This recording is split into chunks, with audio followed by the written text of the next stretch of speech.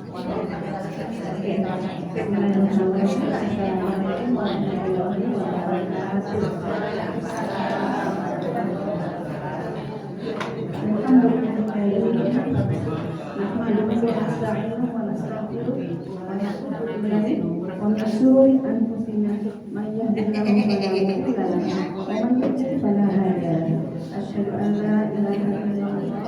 Wahdahu la syarika lah wa asyhadu anna Muhammadan abduhu wa rasuluh. Raditu billahi rabban wa bil islami dinan wa bi Muhammadin nabiyyan wa rasulan. Bismillahirrahmanirrahim.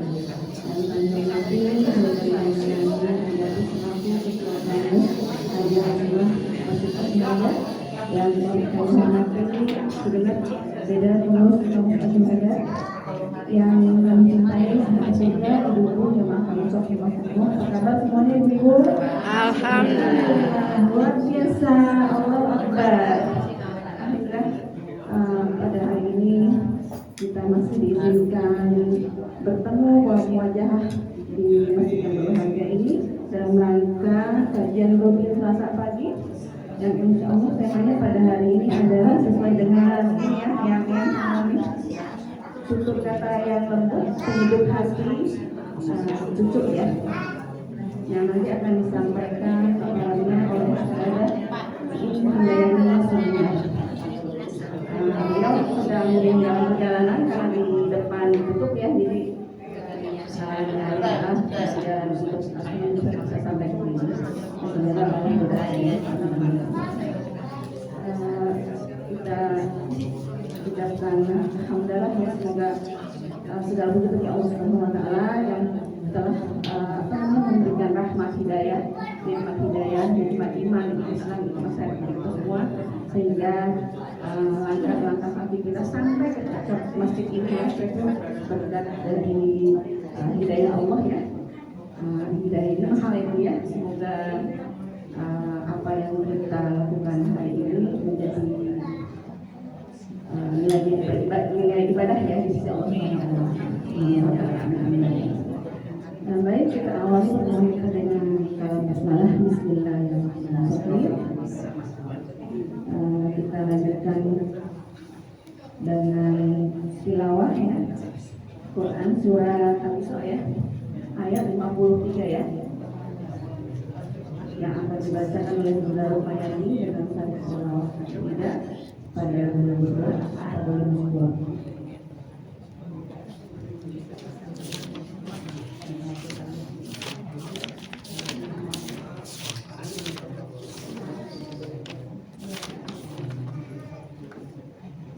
Assalamualaikum warahmatullahi wabarakatuh.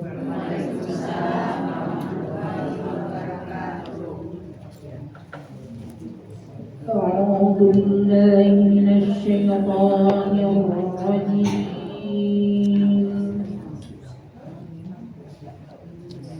بسم الله الرحمن الرحيم.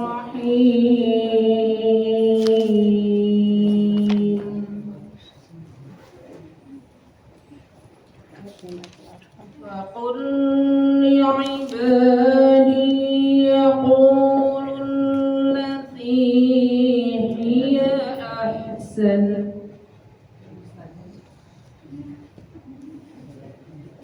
إن الشيطان ينزع بينهم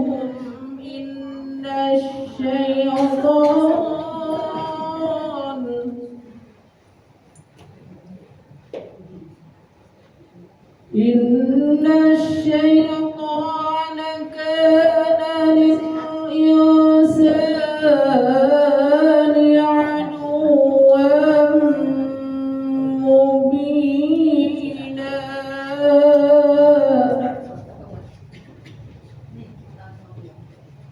ربكم أعلم بكم إن يشأ يرحمكم.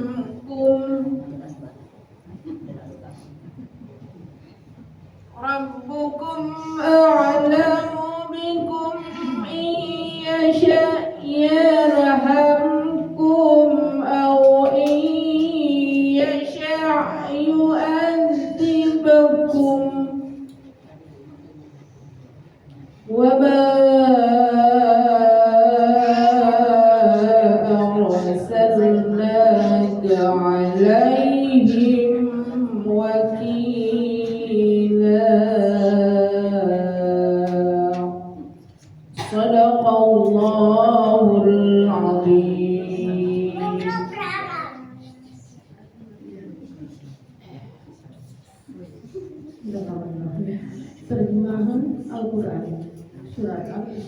ayat 53-54. Dan katakanlah kepada hamba-hambaku, hendaklah mereka mengucapkan perkataan yang lebih baik atau benar. Sungguh, setan itu selalu menimbulkan perselisihan di antara mereka. Sungguh, setan adalah musuh yang nyata bagi manusia. Tuhanmu lebih mengetahui tentang kamu. Jika Dia menghendaki, niscaya Dia akan memberi rahmat kepadamu. Dan jika Dia menghendaki, pasti Dia akan mengazabmu. Dan kami tidak akan mengurusmu untuk menjadi penjaga bagi mereka. Kehadiran Allah dengan segala firman-Nya. Assalamualaikum warahmatullahi wabarakatuh.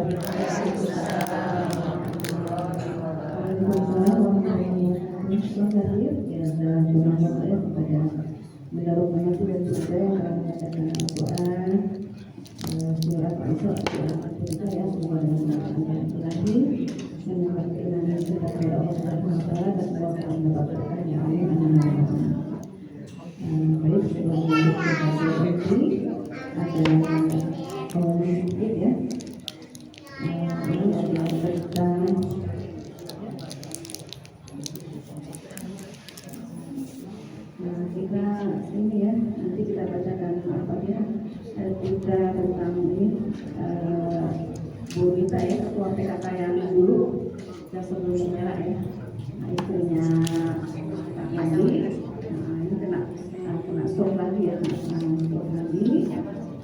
Sekarang dirawat dengan phone ya, nanti akan dilanjutkan ya. Nanti kita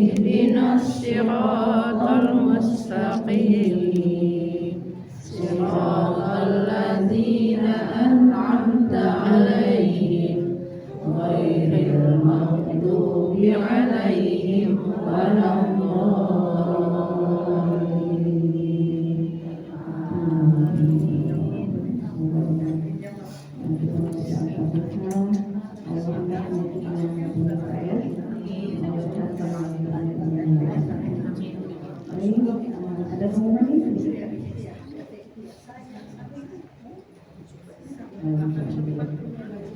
Jadi nanti kami menyambut hari kemerdekaan 17 Agustus, kemerdekaan Indonesia. Nanti ada perlombaan ini ya, apa anak asuh ya ini, NKU ya, Madrasah Khairul Umat ya, dengan anak asuh PKK tanggal berapa ini? Tanggal 23 Agustus di RPTRA ya, jam berapa ya? Dari pagi jam 8 ya. Mohon kehadirannya Ibu ya untuk meramaikan bersama kajian rumah juga ya. Kalau itu ada apa sih? Oh ada. Kemudian nanti kita akan melakukan kajian ini. Kajian itu yaitu kajian tentang tutur kata yang lembut, tutur kata nenek ya, sebagai penjuru hati bagi cucu ya, yang akan disampaikan oleh Ustaz kita pada hari ini, Ibu Iin Handayani Sunnah. Nanti sesi berikutnya Bu Iin akan memberikan pertanyaan ya. Mohon lihat pemaparan beliau. Baik, ya, sekarang sesi pemaparannya. Tiga pertanyaan saja ya. Silakan pada pada Bismillahirrahmanirrahim menyampaikan tentang kemudian tentang kegiatan untuk ayam nenek oma opung sebagai pendidik hati dan kuliah pada beliau pada 2020.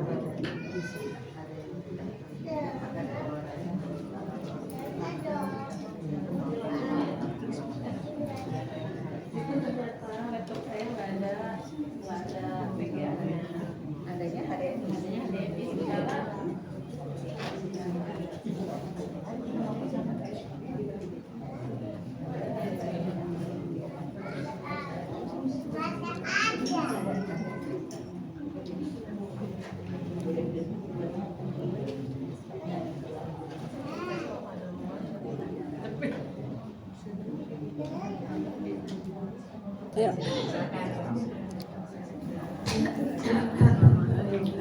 Bismillahirrahmanirrahim. Assalamualaikum warahmatullahi wabarakatuh. Alhamdulillah, Allahumma sholli wa sallim ala Sayyidina Muhammad wa ala ali Sayyidina Muhammad. Bahagia sekali hari ini kembali ke sini. Ada yang udah pernah ketemu saya, Bu? Belum? Ada yang udah, ada yang belum ya? Oh, udah sering. Baik Ibu, alhamdulillah saya dihubungi sama Bu Dian. Pas dihubungi saya lagi sakit, kebetulan saya baru sembuh dari 2 penyakit sekaligus, Bu. Mungkin karena saya penyintas cancer, jadi gampang sekali penyakitnya masuk. Jadi kemarin sakit hantavirus, mungkin kalau Ibu tahu hantavirus seperti corona. Corona bareng sama demam berdarah, Bu. Jadi Masya Allah gitu ya. Dan saya memilih untuk di rumah, nggak di rumah sakit. Alhamdulillah udah membaik. Tapi karena baru sembuh, saya nggak boleh naik motor kan. Jadi saya diantar sama anak saya. Nggak taunya di jalan situ tutup. Jadi akhirnya cari-cari jalan nih, kita kemana nih? Karena belum pernah ke situ kan. Jadi cari. Alhamdulillah ketemu, Bu, rezeki saya ketemu ibu-ibu cantik ini bidadari semua. Masya Allah. Dan Masya Allah ya, kita jawaban sama ya, Bu ya. Padahal nggak janjian ya. Kompak, sehati. Padahal ini yang udah disetrika. Yang lain belum. Baik ya, segala puji bagi Allah atas limpahan karunia-Nya untuk kita semua yang tidak pernah berhenti kita ucapkan alhamdulillah, alhamdulillah, alhamdulillah. Kalau dikasih rezeki kita bilang apa, Bu? Alhamdulillah. Kalau dikasih musibah, innalillahi wa inna ilaihi rajiun. Habis itu alhamdulillah ala kulli hal. Tetap alhamdulillah ya, Bu. Karena di balik musibah Ada kebaikan. ada hikmah, ada rezekinya. Banyak orang yang dikasih musibah sebulan kemudian, setahun kemudian, atau mungkin 10 tahun kemudian bilang ini alhamdulillah waktu itu begitu gitu. Belakangan alhamdulillahnya ya, karena kita nggak dikasih tahu dulu hikmah dari ujian yang kita terima. Alhamdulillah. Alhamdulillah di luar sana yang seusia kita mungkin ada yang belum menikah ya, Bu. Kita udah. Ada yang udah menikah tapi belum punya anak. Ada yang udah menikah, udah punya anak, belum punya mantu. Nah, ada yang udah punya anak, punya menantu, belum punya cucu. Ya. Nah, di sini yang udah punya cucu angkat tangan, Bu. Masya Allah, apakah rezeki ya, Bu? Semua selusin, Bu. Berapa? Oh, 13 selusin lebih 1. Masya Allah. Punya anak apa punya cucu rasanya sama nggak, Bu? Hah? Beda ya, Bu? Nah, sayangnya ke cucu kita akan bahas nih, Bu ya. Gimana nih hubungan kita sama cucu nih Bu ya. Alhamdulillah saya udah punya cucu jadi bisa ngomong. Cucu saya baru 2. Bukan baru 2, alhamdulillah udah 2. Ntar lagi. Amin ya. Masya Allah. Yang kedua, setelah kita bersyukur kepada Allah, kita bersolawat kepada Nabi. Allahumma sholli wa sallim ala sayyidina Muhammad wa ala ali sayyidina Muhammad. Kenapa kita sholawat tuh? Hikmahnya banyak ya. Udah nggak usah disebut, dah hikmahnya banyak maksudnya. Ya, dari urusan dunia sampai urusan akhirat dapat semua kalau kita sholawat. Tapi yang jelas dengan sholawat kita ingat siapa contoh kita nih sekarang. Kalau kita menghadapi cucu kita, siapa suri tauladan kita? Nabi besar Muhammad Sallallahu Alaihi Wasallam. Beliau punya cucu nggak? Punya. Jadi sama siapa kita ittiba, mengambil contoh. Innama bu'istu liutamima makarimal akhlak. Dan aku diutus untuk menyempurnakan akhlak manusia. Makanya kita sebagai apapun contohnya ke beliau. Jadi guru contohnya ke siapa? Rasulullah. Jadi dokter Rasulullah juga. Jadi tentara Rasulullah. Jadi ibu Rasulullah juga. Jadi ayah apalagi? Jadi nenek yang Rasulullah juga. Masya Allah. Allahumma sholli wa sallim ala sayyidina Muhammad. Mudah-mudahan nanti kita di akhirat begini nih sama Rasulullah nih. Deket ya Allah, amin amin. Kayak apa sih senyumnya yang katanya merekah? Dia itu lebih ganteng kan Bu daripada Nabi Yusuf alaihissalam. Nabi Yusuf saking gantengnya bikin perempuan-perempuannya di gimana Bu? Kelepek-kelepek, tergila-gila. Gila ya. Sampai lagi motong apanya keiris? Tapi ada nggak cerita orang ngelihat Nabi Muhammad tangannya keiris? Ada nggak cerita ngelihat Nabi Muhammad tergila-gila? Kenapa? Karena dari wajahnya itu bersinar cahayanya Allah Subhanahu wa taala. Makanya ada yang nyiptain lagu nurun fauqa nuri ya. Cahaya di atas cahaya. Kenapa? Rahmat Allah baginya tercurah. Karena Rasulullah itu diutus untuk rahmatan lil alamin. Jadi yang ngelihat dia hatinya tuh tersentuh, taat, tunduk gitu ya.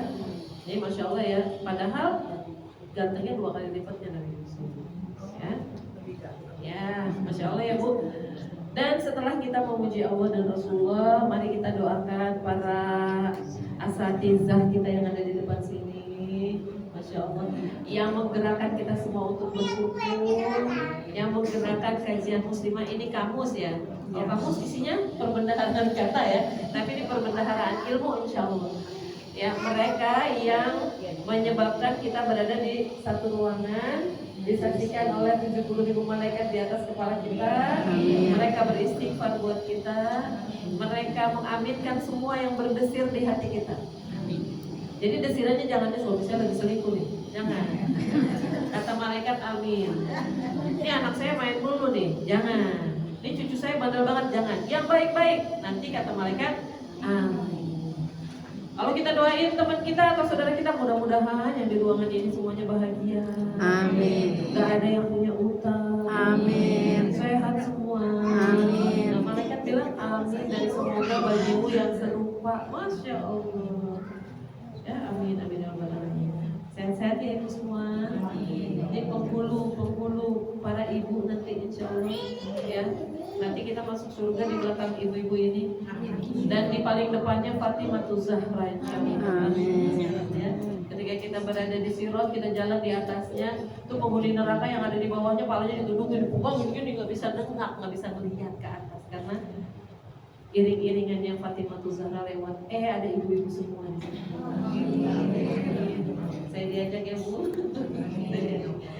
Nah ini saya dipesenin katanya lisan lembut penyejuk hati cucu katanya gitu. Nah saya harus adil nih Bu ya. Dari sisi pendidikan iya, dari sisi agama iya ya Bu. Bu saya pengen berdiri sebenarnya. Cuma kalau berdiri entah saya ngeklik ini kan saya berdiri duduk. Jadi udah saya duduk aja apa ya Bu. Kelihatan kan ya Bu? Ya kita sama-sama baca basmalah yuk. Bismillahirrahmanirrahim. Rabbi shrah li sadri wa yassir li amri wahlul 'uqdatam min lisani yafqahu qawli. Wa bil Islam dinan wa bil Muhammadin nabiyyan wa rasulah. Rabbi zidni ilman warzuqni fahma. Insyaallah amin amin ya rabbal alamin.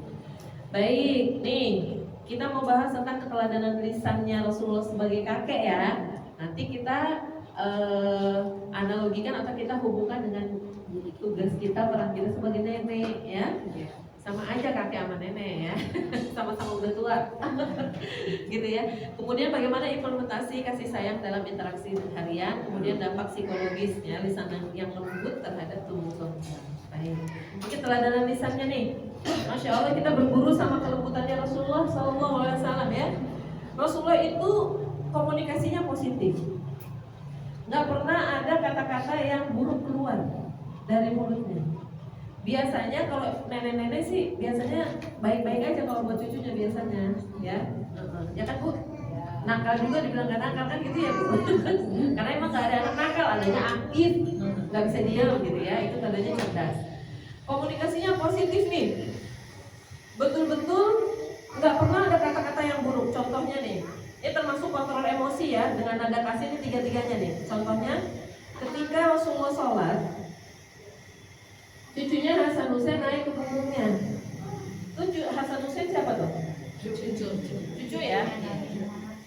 Nah, apa yang dilakukan oleh Rasulullah ketika cucunya naik ke punggung? Hah? Digendong. Kan di punggung Bu. Lagi sujud Bu. Lagi sujud. Kenapa? Dibiarin. Dibiarin. Padahal saat itu Rasulullah lagi jadi imam. Imam Bu. Jadi sujudnya lama gak? Lama banget sampai sahabat gini, ini Rasulullah kenapa gitu? Kenapa ini nggak bangun-bangun gitu? Nah, ibu-ibu kalau cucunya naik bagaimana Bu?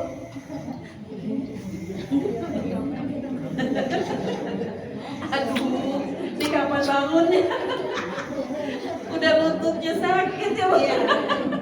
Gimana ini gitu ya? Tapi Rasulullah menunggu sampai puas. Sampai sahabat bertanya, Rasulullah ada apa? Kenapa engkau sujud lama sekali? Kata Rasulullah, Hasan dan Husain cucuku bermain di atas punggungku. Aku biarkan dia sampai puas. Masya Allah. Ya, kalau kita mah jadi nenek emang lebih lembut Bu, lebih sabar. Coba dulu waktu kita jadi ibu, anak kita naik gitu. Ya, bangun tetap kan? Pelan-pelan itu ya Bu. Ya kan, pelan-pelan, yang penting jangan jatuh. Ada yang begitu, ada yang nggak bangun-bangun Bu, sujud aja tapi di hatinya apa? Awas, dari selesai sholat awas ya. Begitu udah selesai sholat anaknya tahu dia kabur. Tahu bakalan? Ada begitu Bu dulu. Iya, anaknya kabur ya Bu. Pas kita lagi sholat tahu nggak bakalan berkutik ya. Kita lagi ruku dia lompat, ya kan? Kita lagi berdiri dia lompat, pokoknya buat mainan kita ya. Tapi Masya Allah Ibu ternyata itu cara dia belajar sholat. Cara anak belajar sholat itu dengan bermain. Karena tugas anak 0 sampai 8 tahun itu main. Tugas utamanya main, belajar dengan cara bermain. Gak disuruh sama Rasulullah nulis, baca, ngitung. Disuruhnya apa sama Rasulullah? Main. Dari main itu dia belajar. Ya. Terus pas sudah selesai dimarahin nggak Hasan Hussein? Enggak dimarahin. Bagaimana Rasulullah itu mengontrol emosinya ketika dia berjumpa dengan seorang anak kecil bernama Sabil. Ada pas lagi Allahu Akbar, Allahu Akbar, Allahu Akbar lagi apa? Takbiran. Tandanya lebaran. Idul Fitri, anak-anak pada lari tuh, anak kecilnya pada bawa permen gitu ya, gula-gula, lari-lari sana kemari sana. Pakai baju yang bagus, rambutnya disisir rapi, pokoknya lagi senang. Tapi ada anak kecil dia duduk bersimpuh gitu begini megangin lututnya sampai nangis, tapi nggak begini Bu, kalau saya keganjal perut jadi susah ya Bu. Kalau anak kecil sama, kalau anak kecil sampai lapuran gitu ya. Dia nangis, didatengin tuh sama Rasulullah. Wahai gadis kecil, kenapa menangis? Kan di hari raya kan ya, jadi Rasulullah bertanya. Kemudian dia tetap nangis. Kemudian ditanya lagi, di mana ayahmu? Gitu. Ayahku sudah meninggal, syahid bersama Rasul ketika berperang bersama Rasulullah. Di mana ibumu? Ibuku sudah menikah lagi. Terus Rasulullah bilang, maukah engkau jadi putriku? Nah, anak kecil itu tetap nunduk aja nangis. Dia nggak tahu yang ngajak ngomong itu siapa. Terus dia bilang, maukah engkau menjadi putrinya Aisyah? Anak itu mulai berhenti nangis, tapi kepalanya masih ditunjuk. Maukah engkau menjadi adiknya Fatimah misalnya? Nah, dia kan kenal tuh siapa yang disebut. Dia langsung dongak, dia lihat wajah di hadapannya ternyata Rasulullah SAW. Dia langsung ceria, gembira, dan dia bilang mau. Akhirnya dituntun sama Rasulullah, dibawa pulang, dimandiin sama istrinya Aisyah dan putrinya Fatimah. Diberikan baju yang bagus, dulu bajunya Fatimah, dipakaikan berwarna hijau, kemudian disisir, dikuncir rambutnya dan dikasih gula-gula. Dan dia lari keluar rumah menjumpai teman-temannya dan bilang, teman-temanku, aku adalah anak yang paling bahagia hari ini karena aku sekarang punya keluarga yang paling mulia dan aku punya ayah yang paling mulia. Masya Allah. Itu kayak apa lembutnya itu, cucu orang itu. Cucu orang, bukan cucunya. Masya Allah. Itu Rasulullah lembut, gak pernah. Gimana sih nih ibunya malah kawin lagi, anaknya dibiarin, gak begitu, gak ngomongin, gak itu ya, tapi diambil, dibawa. Masya Allah, jadi penuh dengan kasih sayang. Rasulullah tuh pernah ngelihat ada anak kecil, dia main sembur-semburan air, gitu. Air dimasukin ke mulut, gitu, dimasukin ke mulut. Terus sama Rasulullah dia apain? Dia minta airnya, disembur sama Rasulullah ke muka dia, gitu. Tapi ibu jangan coba-coba begitu ya, Bu. Nanti dia nggak nafsu makan, Bu. Ini Rasulullah ini ya, disebur gitu. Terus anak itu ketawa-ketawa bahagia karena disembur air oleh Rasulullah gitu. Jadi ikut main. Dan anak yang disembur mukanya itu, Bu, sampai tua, sampai meninggalnya memiliki wajah yang begitu indah dan menenangkan. Jadi setiap orang yang punya masalah cari dia, cuma mau lihat mukanya, habis itu langsung tenang. Itu gara-gara disembur sama Rasulullah. Coba ibu sembur cucunya. Kira-kira jadinya gimana? Cucunya kabur. Jangan deh Bu, saya khawatir ya itu tadi Bu ya, dia jadi nggak nafsu makan Bu. Oh, nggak boleh kabur.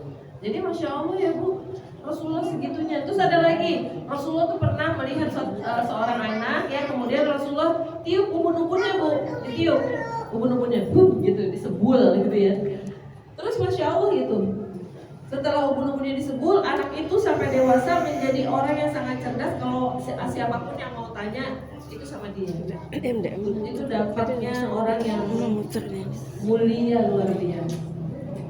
Bu, kita jadi nenek juga bisa juga Bu, begitu kita nggak tahu aja. Iya kan? Coba kita bacain doa Al-Fatihah sebul palanya. Iya kan? Doain dia mudah-mudahan cita-cita kamu yang baik terkabul. Gitu. Iya, nggak apa-apa kan, itu dicontohin sama Rasulullah ya. Itu. Jadi kalau saya punya sekolahan, saya suruh tuh guru-guru kalau misalnya anaknya turun dari motor diantar sama orang tuanya gitu ya, dari kendaraan atau diantar jalan kaki sampai di gerbang, saya bilang sama guru-guru, minta ibunya doain dia, tiup ubun-ubunnya. Karena kita nggak tahu siapa nih yang Allah ridho nih. Siapa tahu Allah lagi ridho kan nanti. Jadi akhirnya dikabul sama Allah Subhanahu wa taala. Berat nggak Bu nih ubun-ubun cucu Bu? Ya Bu, tapi ibu sikat gigi dulu ya Bu. Ya, di ubun-ubun Bu, jangan di mukanya ya Bu. Iya, di jidat ya Bu. Masya Allah. Nah Bu, nih kalau pendidikan itu diasuh sama nenek atau kakeknya, ada dampak positifnya Bu. Ada dampak positifnya apa? Ya, biasanya nenek atau kakek manggil cucunya itu pakai panggilan kesayangan, ya nggak Bu? Ya, biasanya ada poyokan kesayangan, si cantik. Siapa lagi Bu? Bu manggilnya apa Bu cucunya Bu? Ganteng, pinter, anak soleh. Masya Allah Bu ya. Itu adalah salah satu kemuliaan yang didapatkan oleh anak itu. Yang cucu kita dipanggil dengan sebutan-sebutan yang baik. Seneng gak tuh anak? Seneng. Ya biarpun dia ada tompelnya, jangan panggil si tompel. Biar dia gendut, jangan panggil si gendut. Si montok, ya. Panggil yang baik, ya. Karena Rasulullah itu memanggil sahabat, memanggil istrinya, memanggil anak-anak kecil itu dengan panggilan-panggilan desayang. Bukan namanya, tapi panggilan desayang. Ya. Kalau manggil istrinya apa? Bumaira. Ibu pernah nggak dipanggil yang kemerah-merahan gitu? Bilang lah gua sama suaminya, Beb, sunah dong Beb, gitu ya. Panggil saya yang kemerah-merahan. Begitu dipanggil, lupa. Hai yang kemerah-merahan apa? Siapa yang merah? Iya, Masya Allah ya. Terus juga Bu, yang namanya doa orang tua itu kan pasti dikabul, termasuk doa dari kakek dan nenek. Karena masih ada nasabnya, dikabul juga. Jadi meskipun tidak seperti doa ibunya yang melahirkannya, tapi doa kita juga termasuk doa yang dikabulkan oleh Allah Subhanahu wa Ta'ala. Ya. Kalau seorang ibu biar cuma berdesir di dalam hati hal buruk terjadi, padahal nggak diucap. Sama nenek juga begitu. Mau bandelnya kayak apaan? Jangan disebut pakai bahasa yang buruk. Bandel banget nih, jangan. Bu ini cucunya ini ya Allah nggak usah diem, bener banget. Jangan ya. Pokoknya kalimatnya hanya yang positif kalau Rasulullah itu begitu. Yang positif, nggak ada yang buruk gitu ya. Kemudian afirmasi positif juga. Jadi sering memberikan pujian. Rasulullah sering memberikan pujian ya kepada anak-anak kecil, meskipun bukan cucunya. Dan anak-anak kecil di zaman Nabi itu mendapatkan hak yang sama seperti orang dewasa, Bu. Jadi kalau saya melingkar nih, kan ada anak kecil nih, misalnya situ ya, dia duduk. Nah, kalau Rasulullah itu memberikan misalnya korma gitu ya, kan keliling nih kormanya. Itu pas di bagian anak kecil itu ya harus dapat gitu. Ya. Gitu. Jadi sampai ada candaan kalau lagi sedekahan tuh ya, tahu sedekah Bu ya, selamatan kenduri. Bapak-bapak tuh kakinya begini Bu, kakinya begini tuh kasih peci nih. Biar bikin lalu. Bisa ke anak kecil. Saking di dalam Islam itu betul-betul memperhatikan anak kecil. Sampai. Jadi dia itu haknya sama Bu. Hak warisnya sama nggak Bu? Hak waris sama. Bedanya kalau udah dewasa warisannya dikasihin. Kalau masih kecil disimpan dulu. Tapi sama. Haknya sama semua. Ya. Oh dia masih kecil udah nggak usah. Misalnya enggak gitu ya. Dia haknya sama. Insya Allah ya. Kita lihat nah dampak negatifnya ada nggak Bu? Dampak negatif diasuh sama nenek ada nggak? Ada Bu, ya Bu. Nah, pola asuh itu ada 3 Bu. Kalau dirangkum ya Bu, sebenarnya ada banyak sekali. Tapi kalau kita rangkum tuh pola asuh ada 3. Pola asuh yang pertama itu otoriter. Otoriter itu galak. Pokoknya, gitu ya. Pasal 1 saya benar. Pasal 2 kalau saya salah, lihat pasal 1. Jadi benar juga. Itu ada yang otoriter. Bu, berdasarkan penelitian dari manapun, pendidikan yang otoriter itu nggak berhasil. Nggak akan mencapai klimaks atau optimal dalam pengembangan bakat yang ada di dalam diri setiap anak. Jadi modal bagusnya tuh hilang kalau di otoriter. Nanti begitu di luar dia demonstrasi,